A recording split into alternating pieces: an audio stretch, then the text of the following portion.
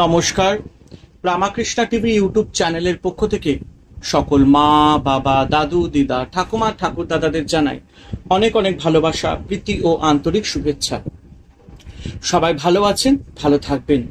আমি আবারও চলে এসেছি শ্রী শ্রী রামকৃষ্ণ মিশনের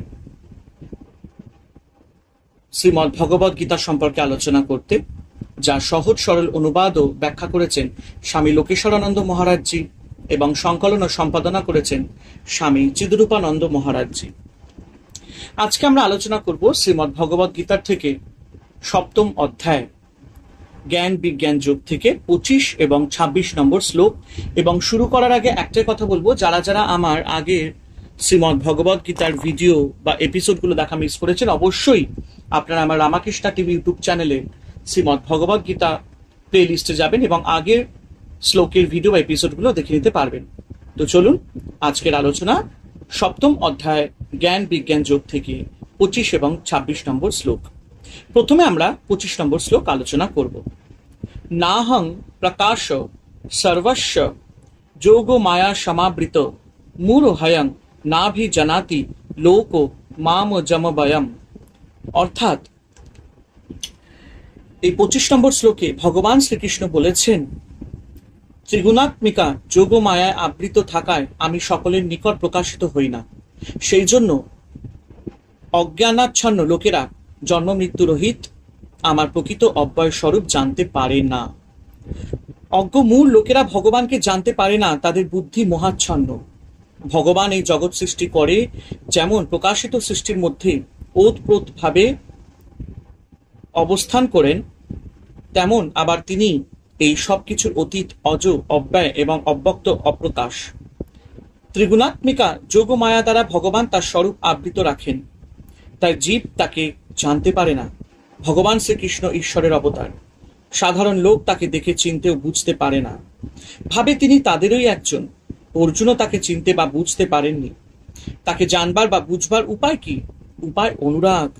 ভক্তের অনুরাগে তিনি যদি বিগলিত হন, তাহলে তিনি তার স্বরূপ প্রকাশ করেন। তার কৃপা ছাড়া তাকে জানবার বা বুঝবার কোনো উপায় নেই। অর্জুনের প্রতি তার অশেষ কৃপা, তাই তার কাছে এই সত্য শ্রী ভগবান প্রকাশ করেছেন। সূর্য যেমন মেঘাচ্ছন্ন থাকে, সাধারণ মানুষের মনও তেমনই ঈশ্বর সম্বন্ধে মোহাচ্ছন্ন থাকে। ঈশ্বর দর্শনের একমাত্র উপায় নির্বচ্ছিন্ন ঈশ্বর চিন্তা ও ব্যাকুলতা। আমি শুধু তোমাকেই চাই, আর কাউকে চাই না। এই ছিল শ্রীরামকৃষ্ণের ব্যাকুলতা। সে ব্যাকুলতা ঈশ্বর লাভের একমাত্র উপায়। আর এইভাবে আজকে আমরা শ্রীমদ্ ভগবদ গীতার থেকে জ্ঞান বিজ্ঞান যোগ সপ্তম অধ্যায় থেকে 25 নম্বর শ্লোক আলোচনা সমাপ্ত করলাম। এবার আমরা আলোচনা করব 26 নম্বর শ্লোক।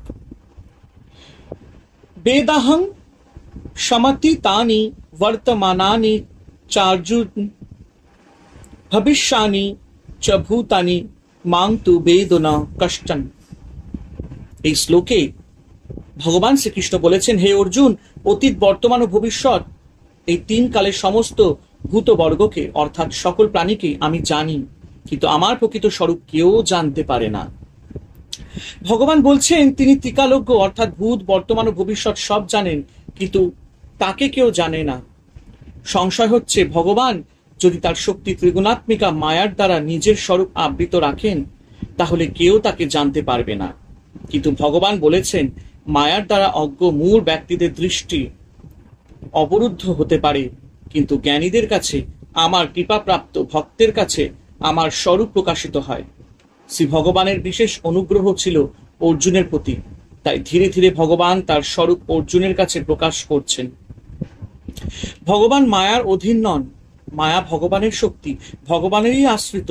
তাই ভূত, ভবিষ্যৎ ও বর্তমান ভগবানের নিকট কিছু অজ্ঞাত নয়। ভগবান কৃপা করে তার অনন্ত অসীম সত্তাকে জীবের কাছে যতটুকু প্রকাশ করেন, জীব ততটুকু জানতে পারে। তাই ভগবান বলছেন, মাং তু বেদনা কশ্চন, আমাকে কেউ জানে না। অর্থাৎ যারা অল্পজ্ঞ মূঢ় ব্যক্তি, কিন্তু যিনি জ্ঞান লাভ করেছেন, যিনি আমার শরণাগত ভক্ত, তিনি আমাকে জানতে পারেন। জীব মায়ায় আচ্ছন্ন। কি করে এই মায়ার আবরণ দূর করা যায়?